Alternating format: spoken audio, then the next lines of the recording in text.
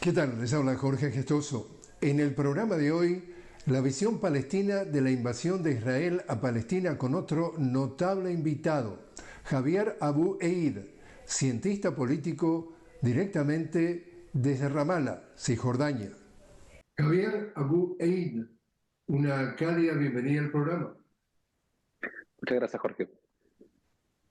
Javier, el diario de Jerusalem Post cita, y estoy leyendo en la parte del artículo, palabras del primer ministro Benjamin Netanyahu diciendo, y ahora textual, la Agencia de Naciones Unidas para los Refugiados Palestinos le dio a la Corte Internacional de Justicia de La Haya información falsa sobre Israel.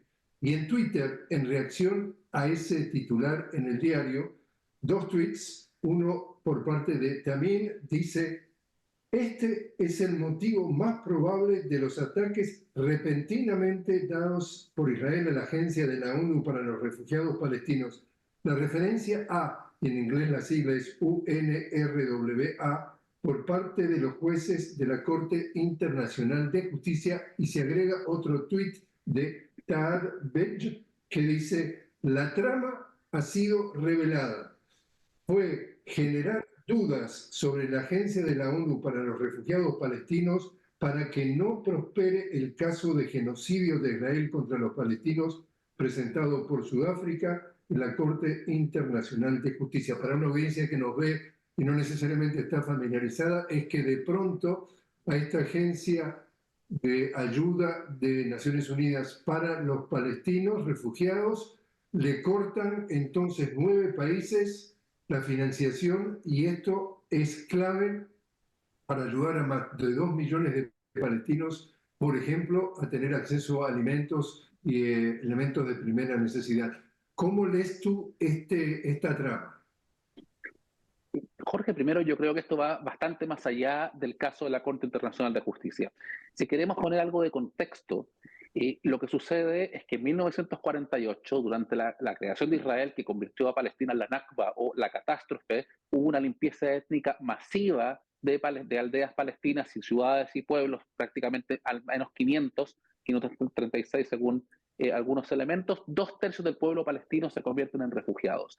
Ante eso, Naciones Unidas vota la resolución 194 en diciembre de 1948. ¿Y qué dice esta resolución?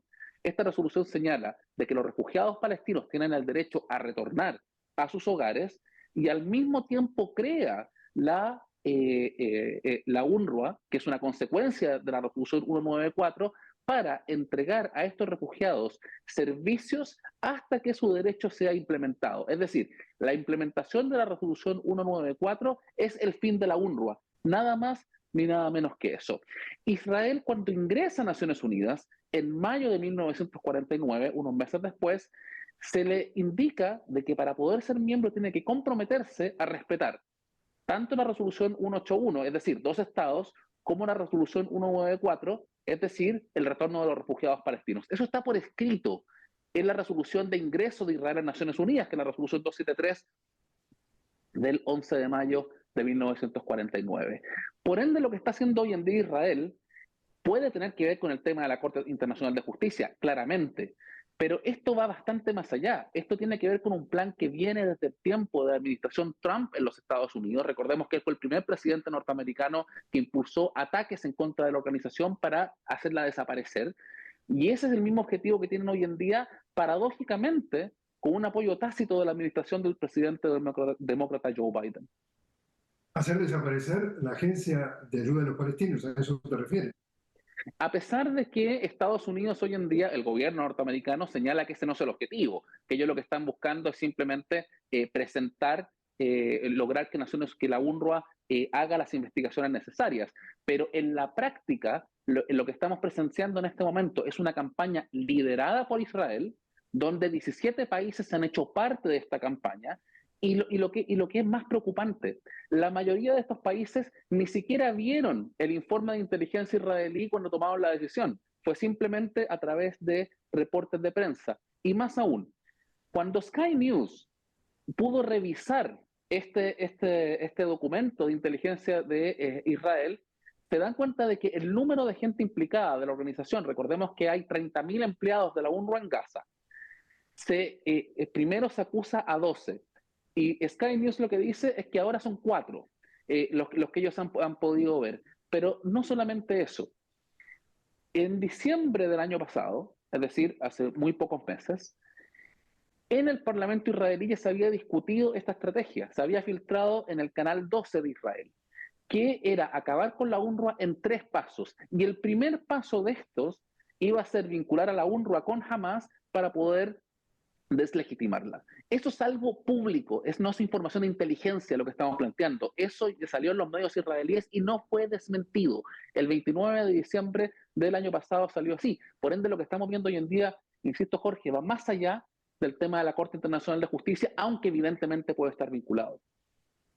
Y precisamente esto tiene mucho que ver con el tema de no solamente la manipulación de elementos, es decir, cómo se trata de ensuciar, enlodar a una organización siempre poniéndose a la defensiva de que son víctimas de, en este caso, de la organización, pero quiero llevar a tu atención la manipulación de las mentes de las masas a través de los medios hegemónicos. Y acá hablo de, por ejemplo, Europa entera. Y acá cito las palabras de una eurodiputada irlandesa, ella se llama Claire Daly, y leo lo que ha dicho en los últimos días. Dice, ¿qué tipo de libertad de prensa es esta? Dice, los medios hegemónicos minimizan implacablemente el genocidio israelí. Nuestros medios occidentales, dice esta eurodiputada occidental, repito, que es de Irlanda, dice, nuestros medios occidentales dan nombres a los muertos israelíes. Los palestinos son estadísticas. Entonces tú como asesor que has tenido la experiencia de asesor de comunicaciones con la autoridad palestina y has estado en contacto con los medios de todas partes del mundo, ¿cómo es que se está manipulando la información a nivel no solamente de Israel, sino lo que se repercute, lo que se reproduce en los medios, grandes medios mundiales? No, de hecho, si volvemos al caso que planteabas de la UNRWA, el primer medio que tiene acceso al documento y el que saca un titular bastante fuerte es Wall Street Journal. Bueno, la periodista de Wall Street Journal que escribió ese documento es una ex soldado del ejército israelí. Cuando estamos hablando de cuál es este contexto, tenemos que entender que todos los corresponsales que están aquí deben tener permiso por parte de Israel. Vamos a partir por eso. Segundo, en la prensa israelí existe la censura militar, que en estos casos, digamos, funciona bastante. Pero hay un tercer punto que no es menor. Es el hecho que hasta el momento, estamos ya más prácticamente 4 meses de este genocidio que se está cometiendo en Gaza, Israel aún no ha permitido que ingrese la prensa extranjera en Gaza. Y lo que está sucediendo, con excepción, CNN pudo ingresar por muy pocos tiempos por el lado de Rafah. Los que han ingresado, en su mayoría han ingresado escoltados por el ejército israelí, han visto lo que el ejército israelí les ha querido mostrar. Y en general eso no ha generado una protesta muy importante, salvo por la Asociación de Periodistas Extranjeros o de Prensa Extranjera en Jerusalén, que incluso fueron a cortes israelíes y se les negó el permiso. Pero también acá hay una responsabilidad de los medios en Occidente. Es decir, existen bastantes medios que tienen corresponsales en esta zona que literalmente informan desde el living de sus casas. Simplemente traducen lo que la prensa israelí establece. No estoy diciendo todos, estoy diciendo una minoría, pero no soy una minoría menor.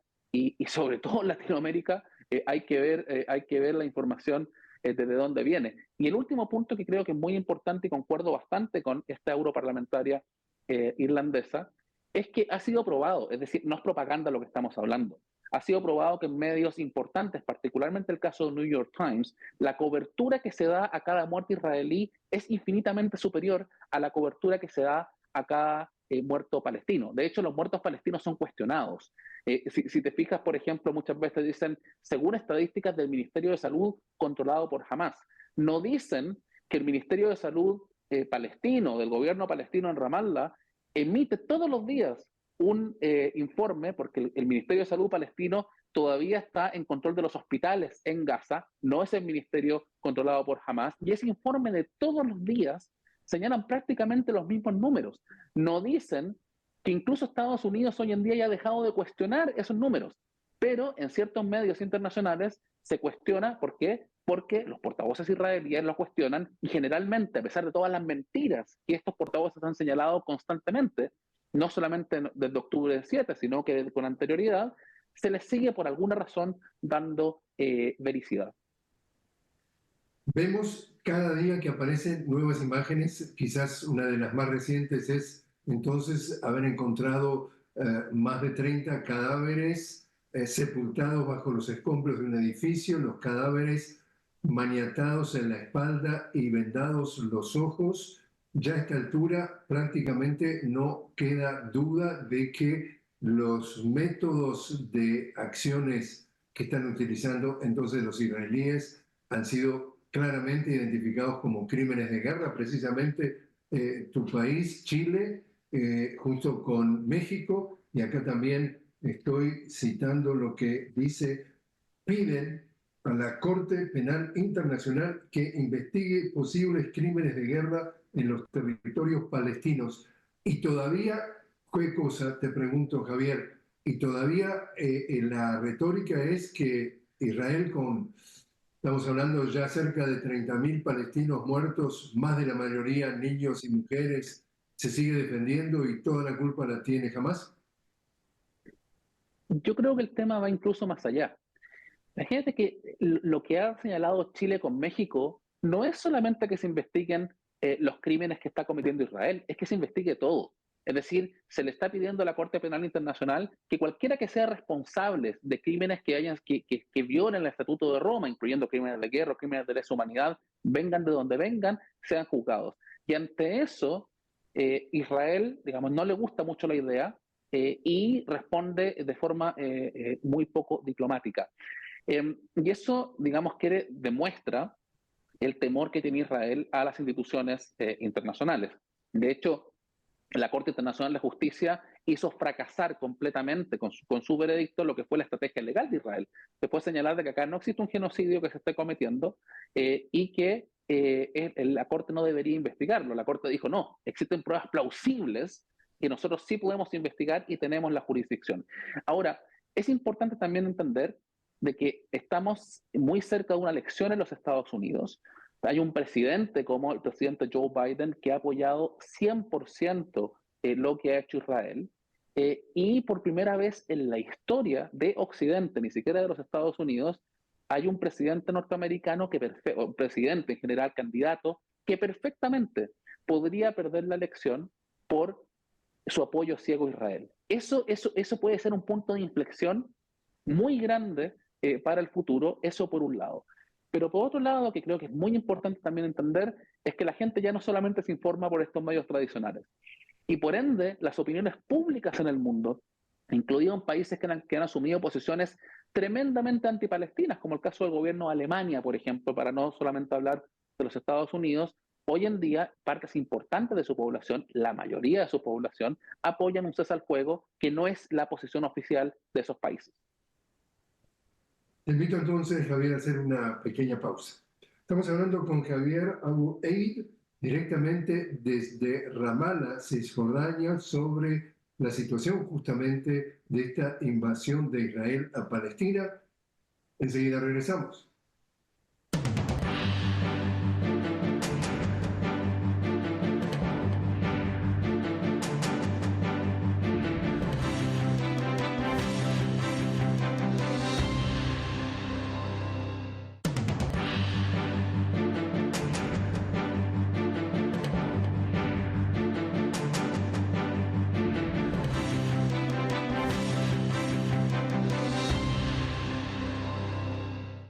Continuamos hablando con Javier Abu Eid, directamente desde Ramallah, Cisjordania, sobre la invasión de Israel a Palestina. ¿En qué etapa tú consideras que está? Entonces, como tú mencionabas muy bien, prácticamente ya estamos a 4 meses de iniciada esta invasión. Estamos hablando de algunas cifras, como mencionábamos anteriormente, cerca ya de 30.000 palestinos muertos, porque oficialmente estamos hablando de cerca de 28.000, pero no se sabe exactamente cuántos muertos todavía siguen sin contar bajo los escombros, la mayoría mujeres y niños. ¿Cómo estás leyendo esto a 4 meses, Javier? Es cuando se acusa a Israel de genocidio. No tiene que ver tanto con el tema de los números, sino con cómo esa gente ha sido asesinada y en el contexto en el cual se ha incitado constantemente por parte de los líderes políticos israelíes, desde el primer ministro hacia abajo, primer ministro, presidente, ministro de defensa, etcétera, en contra de la población palestina. Acá no hay civiles inocentes, plantearon desde un primer momento. Y eso se refleja bastante en lo que parece ser, según la información que llega de Gaza y las imágenes, que acá estamos hablando básicamente de un ejército que está buscando revancha. O sea, acá Israel, después de 4 meses, uno no entiende aún cuál es la política que ellos están siguiendo, cuáles son los objetivos que ellos están siguiendo. Lo que queda de manifiesto es que una de las primeras declaraciones de los portavoces de las fuerzas de ocupación israelíes señalaban que ellos estaban buscando la mayor destrucción posible. Eso está sucediendo. Y lo que queda de manifiesto también es que lo que está pasando hoy en día en Gaza, más allá de los miles y miles de muertos y la mayoría de ellos mujeres y niños y también ancianos, se está buscando de que Gaza sea un lugar donde no se pueda vivir. O sea, la destrucción acá va mucho más allá de lugares que Israel pueda definir como un objetivo de seguridad. De hecho, el periódico israelí Haaretz el día de ayer ha señalado de que acá se ha utilizado la política de quemar las casas que están abandonadas. Es decir, ni siquiera porque hayan encontrado algo, simplemente la casa abandonada que se encuentra se quema. No solamente eso, han destruido todas las universidades, han destruido incluso el registro civil palestino, han destruido los archivos del ayuntamiento de Gaza, que son archivos de cientos de años, también han sido destruidos. Según se denuncia, que han robado una serie de antigüedades, digamos, cuando estamos hablando de antigüedades en Gaza, estamos hablando de miles de años, o sea, no solamente algo tan reciente. Entonces acá estamos hablando de hacer que Gaza se convierta en un lugar donde la gente no pueda vivir, para que en el momento de que se abra la frontera con Egipto, la frontera en Rafah, salgan de ahí 100.000, 500.000, 1 millón de personas, que es el objetivo que por lo demás muchos políticos israelíes han señalado hasta el momento. He tenido oportunidad de cubrir la guerra, por ejemplo, en Serbia, y esto lo pude dar y testificar con mis propios ojos, es decir, la quema de viviendas cuando ya entonces se ha sacado al enemigo, en ese caso eran los albaneses, y justamente vi estas imágenes que dice Al-Haaretz y son exactamente el mismo mecanismo. Pero ahora también otra pregunta es, desde un principio Israel dijo no se negocia con terroristas, le pone la etiqueta de terroristas al grupo Hamas. La otra cara de la moneda es que tiene la calificación de un movimiento de resistencia. A esa etiqueta de terroristas dice no se negocia con terroristas. Y de pronto escuchar que Hamas está evaluando una propuesta para hacer una especie de paz o de acuerdo de paz, o no sé cómo tú lo calificas. Es decir, el hecho de que se haya transformado en una autoridad que discute de igual a igual con el Estado de Israel, podría ser leído, o cómo lo lees tú, como un fracaso monumental de Israel, que decía que quería aplastar a los terroristas y ahora está negociando con Hamas cara a cara y mano a mano. Yo creo que más que un fracaso es una consecuencia de la política de Benjamín Netanyahu por la última década. Uno de los elementos que más lo ha cuestionado dentro de Israel ha sido cosas que él ha dicho on the record, digamos, en público, no ni siquiera lo ha escondido. Incluso ministros de su gobierno han señalado de que para ellos permitir de que Hamas estuviese en Gaza, impulsar que el gobierno de Hamas estuviese en Gaza, era importante para hacer que sea imposible la unidad palestina, es decir, que sea imposible un Estado palestino independiente. Y por ende, cuando Netanyahu sale a decir estas palabras, yo creo que simplemente tiene que ver con su rol de comunicador, más que con el rol de un hombre de Estado que básicamente le ha faltado bastante durante toda esta situación y desde antes. Quien realmente le interese el futuro de Israel debería estar interesado en terminar la ocupación, en que hayan dos estados que vivan lado a lado, integrar Israel en el resto de la región. Este mito de que Israel se puede integrar en la región sin la paz con los palestinos, digamos, se ha comprobado durante todos estos 4 meses que no va a suceder. Incluso los países que estaban más cercanos a Israel hoy en día ya no quedan diplomáticos israelíes en la región, han sido todos evacuados. Los millones de personas salen todas las semanas a las calles manifestándose por Palestina. Hoy en día tenemos la situación en Yemen, tenemos la situación en el Líbano, es decir, todo lo que ha hecho en este caso Benjamín Netanyahu ha sido un fracaso no solamente para la estabilidad y la seguridad de Israel, sino que también para la estabilidad y la seguridad de la región en su conjunto. Y le puedo decir, Jorge, por lo demás, de que queda de manifiesto que los líderes regionales no están para nada contentos con Benjamín Netanyahu. Precisamente ahí viene mi pregunta siguiente. ¿Netanyahu es popular y Netanyahu tiene los días contados? Yo creo que acá hay que hacer una distinción. ¿Netanyahu es popular? No, no es popular. Pero acá lo importante, más que Netanyahu, son las políticas de Netanyahu. ¿Son las políticas de Benjamín Netanyahu en cuanto a los palestinos populares en Israel? Sí, lo son. Entonces acá el tema no es solamente si es que Netanyahu continuará o no continuará, sino que quien llegue en lugar de Netanyahu probablemente no va a conducir políticas que sean muy distintas a lo que Netanyahu ha hecho hasta el momento.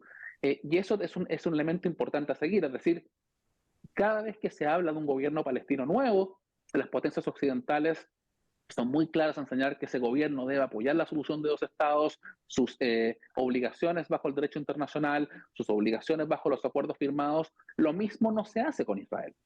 Entonces, quien esté en el gobierno, sea Netanyahu u otro, para poder continuar con estas relaciones privilegiadas que tiene Israel con Occidente, se le deberían hacer una serie de preguntas como esa en particular, que hasta el momento Israel no ha podido para nada responder. Entonces, digamos, to summarize, digamos, como la conclusión de su pregunta, Jorge, yo creo que lo más importante acá es señalar de que si bien Netanyahu está bastante mal en las encuestas, lo que lo puede llevar a extender el conflicto lo más posible para que no caiga su gobierno. Asimismo, también existe mucho apoyo dentro de Israel para continuar con la agresión que se está llevando en contra del pueblo palestino en Gaza. Tú estás en Ramallah, la capital de Cisjordania, que se rige por la autoridad palestina. En principio, se trata de comunicar a nivel de estos medios hegemónicos que esto es un tema en Gaza, pero en definitiva el ejército de ocupación israelí ha estado muy activo y con una agresividad muy fuerte dentro justamente de Cisjordania, con muertos, con arrestos, con apagones. Cuéntanos cómo se vive, cómo lo vives tú, qué está pasando adentro de entonces Cisjordania. Desde el 7 de octubre hasta hoy tenemos prácticamente 400 muertos por las fuerzas de ocupación o colonos israelíes en Cisjordania. A los colonos israelíes, que son 700.000 o más de 700.000, a miles de ellos se les han entregado armas. Estamos hablando prácticamente de 30.000 armas de fuego por sobre las que ya tenían, que se les han entregado, que tenemos prácticamente 10 ataques de colonos israelíes en contra de palestinos todos los días, que tenemos un cierre de las principales ciudades palestinas y es muy difícil poder comunicarse entre una ciudad y otra, que es muy restringido también poder salir al extranjero. Nosotros el único lugar por el cual podemos salir es a través de Jordania, y desde el 7 de octubre no solamente se cierra, por ejemplo, el puente Allenby, por donde se cruza, o el Karama todos los días sábados, sino que también se restringe mucho solamente en las mañanas, cuando la gente puede salir o entrar de Palestina. La situación acá es realmente escalofriante, porque la colonización continúa, las demoliciones de hogares palestinos continúan, y queda de manifiesto por lo demás. Acá no ha habido bombardeos, Jorge, en el norte de Cisjordania. Acá hay gente que ha sido asesinada por drones israelíes, ataques sobre todo en el campo de refugiados, por ejemplo, en Nur el-Shams, en Tulkarem, el campo de Balata, en Nablus, el campo de refugiados de Jenin.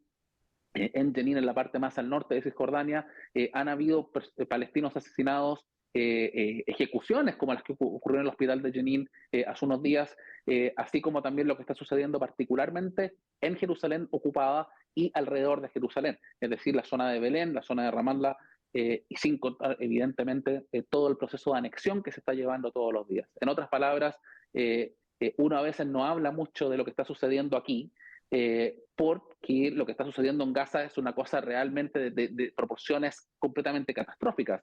Pero lo que está pasando acá, evidentemente, que ya sin contar lo de Gaza, uno podría contarlo como el peor año hasta el momento en prácticamente 2 décadas. Y por último, entonces, Javier, vaticinio. ¿Cuánto dura esto y cómo termina? Muy difícil poder señalar eso. En este momento se está discutiendo una oferta, como planteabas con anterioridad. Eh, es muy probable que esa oferta se termine aceptando, muchos creen, pero eso no va a ser un cese al fuego completo, sino que va a ser un proceso que estaría comenzando, sería algo de alivio, pero en los términos que se están generando, yo personalmente no creo que eso vaya a perdurar bastante.